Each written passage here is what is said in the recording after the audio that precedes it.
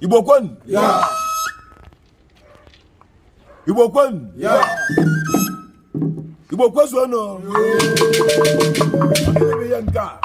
Ogene be ya. Ogene be ya. Kwa mmadụ ka na-agwọrọ ngwongwo a niile. Nwanne onye ka na-agwọrọ anụ a. Aro. This is Benny at 55. Mrs. Benedicta Ihuako aka agha tụkwasịrị arọ n'enu arọ nke ọ dị vade. Ọ dị 55 years tata.